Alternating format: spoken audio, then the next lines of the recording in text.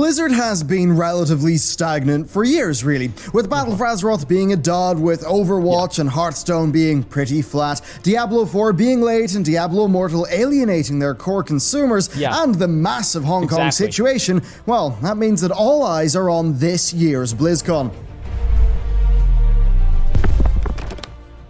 Hey everyone, and welcome back to another industry report. As always, be sure to please the YouTube gods by liking, subbing, and ringing that bell, and let's get into the video. So, Diablo 4 has had seemingly an accidental leak. Blizzard's new Art of Diablo book has this description, featuring over 500 artworks from Diablo, Diablo 2, Diablo 3, and Diablo 4. Yeah, Diablo 4. How did that happen? How do we even know about this? Well, this was all via an advertisement that was found in GameStar, a German magazine. So yeah, this essentially does confirm that Diablo 4 exists, and of course I think there's really no way that Diablo Immortal could be the thing that they're referencing here.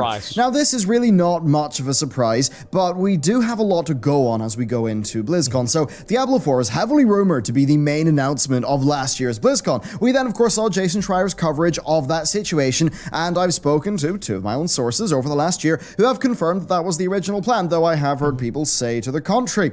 Now that cancellation led to Diablo Immortal being the only major announcement of the con, which is a pretty darn terrible look for Blizzard, one that was just notable in light of their prior decision making. Because BlizzCon was famously not held in 2012, Blizzard had a packed schedule of upcoming, already announced games with Diablo 3, Mists of Pandaria, and Heart of the Swarm, and that pretty much meant they wouldn't have much to do at the show, so they didn't hold it.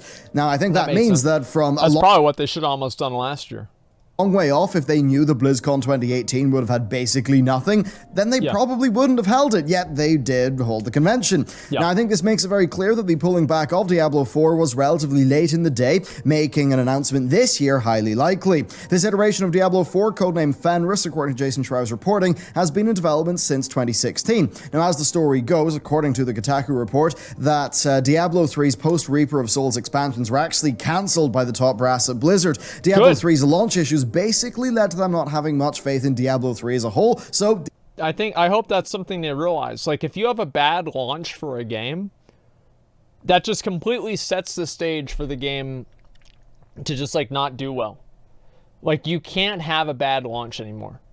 It's like you look at PUBG or something like that. Even if you fix PUBG completely, people will still think it's broken. And I think that's really what the difference is that, you know, nowadays people are very, very, like the memes about like having shit going wrong, everything like that.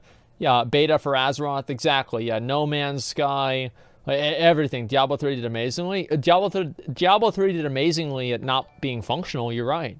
It was great. Diablo 3 is good now? No, it's not. D4 became the focus, and the first version of D4 was codenamed Hades, and that was led by the Reaper of Souls team. Now, this game was reportedly just a little bit wild. It was to be a third-person, behind-the-shoulder, like, dungeon crawler, which is a bit wild for the franchise, but this project, well, it lived for 2 years and then was cancelled, with its project lead leaving the company. And this means that the new version of D4 has been in development from mid-2016. Now, of course, we don't know how much of, say, the Hades version of Diablo 4's, like, pre-production was used in Fenris, so it's quite hard to judge the exact state of its development, but still, mid-2016 to mid-19, that's 3 years of development, and that is from a fairly legendary, experienced studio.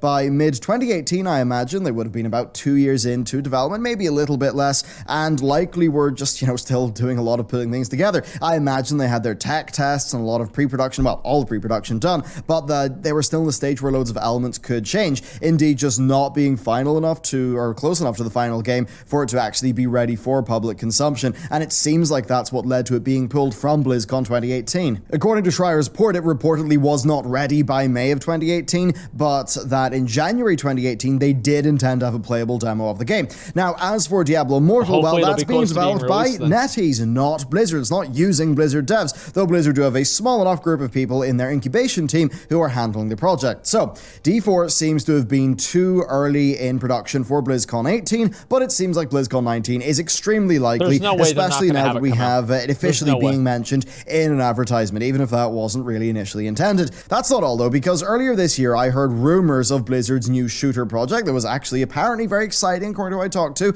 but that it had actually taken quite a lot of resources away from Overwatch 2 development. Now, what I heard was really too early to report on and wasn't really that newsworthy, but later on this year, Kotaku posted a report on the cancellation of a StarCraft shooter, with it also actually being rumored that a pretty large number of mobile games developed internally at Blizzard had been cancelled, and that's all in line with them shifting the development focus towards their core products. Now, this does make a lot of sense given Activision Blizzard's broader goal of just increasing the dev headcount and shipping more product. Now, because of this, I believe that Overwatch 2 is highly likely as an announcement. We've seen some leaks about, you know, it being a PvE game that also has a PvP component and leveling and things like that, but I mean, they're not really that verifiable as leaks.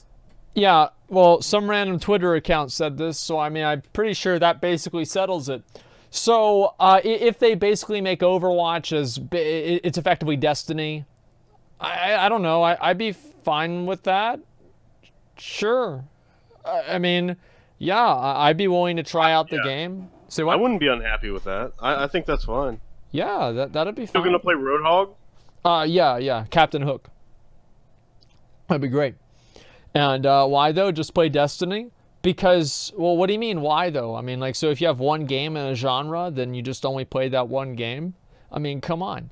Having StarCraft Destiny? Yeah, it seems like well, no, StarCraft is a dead franchise right now. I think Blizzard will eventually make StarCraft 3 or something like that, but that's not going to be for a long fucking time. Overwatch is probably their biggest game right now. I don't know, maybe it's not, but like it's a very, very big game for them. And it's one of their biggest games. So I would see it being much more realistic that they make an Overwatch game rather than a StarCraft game, because I think that Overwatch just in general appeals to more people.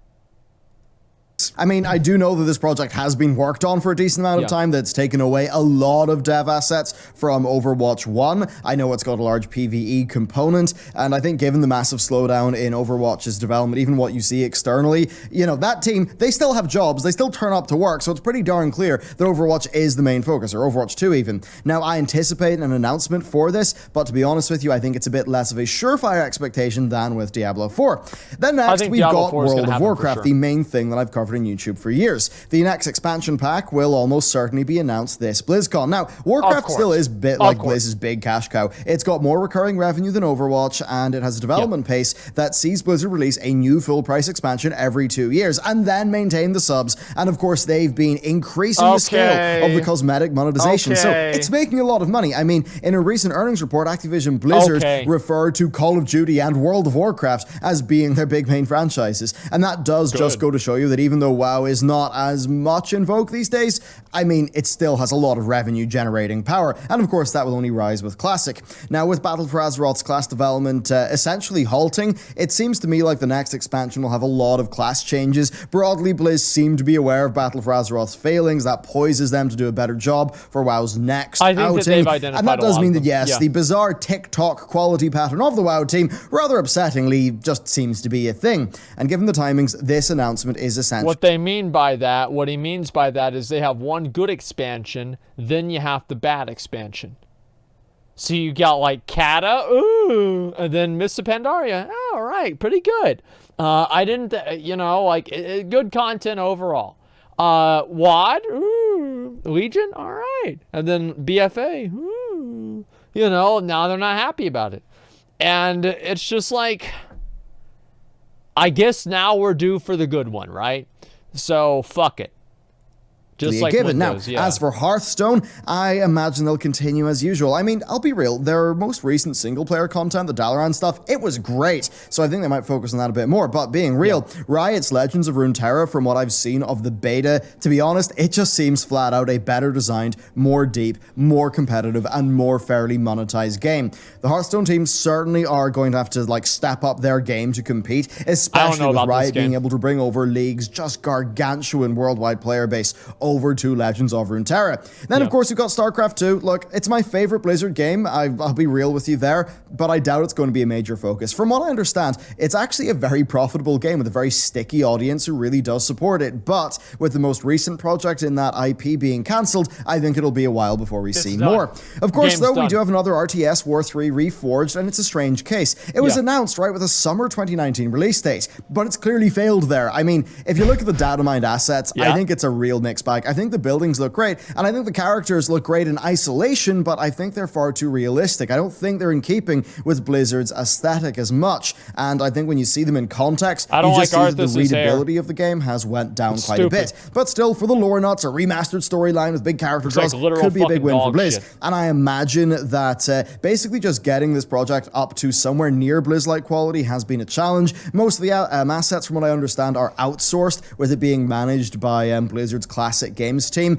But seemingly, though, development was just not too smooth on that project. I mean, the delay is pretty darn obvious, isn't it? And with its beta looming, I would expect to see a development update at BlizzCon with a very firm release date. So basically, you're looking at a World of Warcraft expansion in 2 games, and that would make it pretty much the largest BlizzCon ever. The big question, though, is whether they will have surprises. And to be honest with you, I doubt they'll have big surprises this year. I think they'll be next year. I think that all the fucking surprise, we already know what the surprises are. It's like going and opening up all your presents for Christmas, but you already know what all the presents are going to be. It's like we know it's going to be Diablo 4, and it's like if you know that your mom's going to buy you a fucking GameCube for Christmas, you're still excited as fuck to wake up on the 25th. So it's like, that's fine. I'm okay with that. It's not, I'm fine knowing what's going to happen.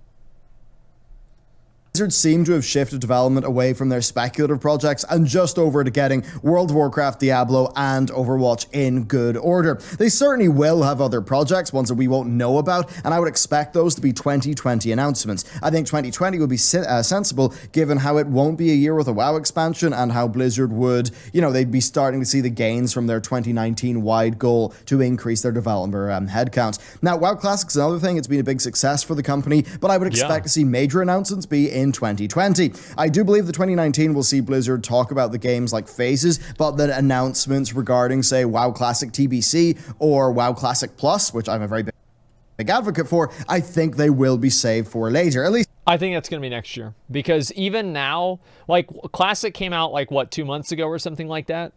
Blizzard is probably going to be waiting for like 7 or 8 months to decide whether the game is actually worth continuing and like developing over time. So I think that we're going to have to wait for quite a while to actually see what Blizzard is actually going to do with WoW Classic. But I think next BlizzCon, not this BlizzCon, but next one, we're probably going to see we will see a direction that they intend to take Classic in. Will that direction be BC? Will it be Classic Plus? Will it be both? Will it be something else we haven't thought of? We don't know. But I think that it's going to happen next year, not this year.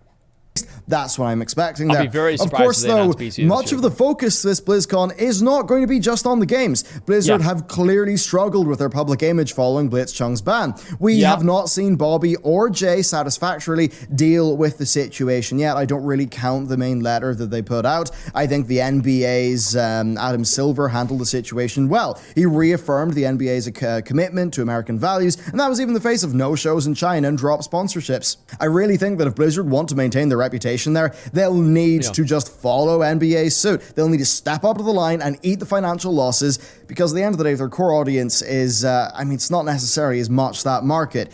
Well, if Blizzard, it is, that's the thing, is like it is, but if Blizzard wants to, the players will not be satisfied by anything unless Blizzard basically pulls out of doing content in China. Like they will not be happy. It doesn't matter if they say that they stand for values. It doesn't matter if they do anything like that. They will not be happy unless Blizzard does something that they will not do. So I think this is just an instance of Blizzard as a certain point where you just kind of let things blow over. China represents 13% of the revenue. It's really not. Well, I'm pretty sure you wouldn't want to lose 13% of your income, right? I mean, it seems like a bad idea. And also, the market in China might have more of a growth potential than the market in Western countries. So it's a little bit more complicated than that. But is it worth losing 13% of your market to gain the approval of the most dedicated 1% of your audience? I would personally say no, it's probably not. They are an American company, and their Western audience will expect them to have, well, cultural values that are in line with that, that are pro, expression.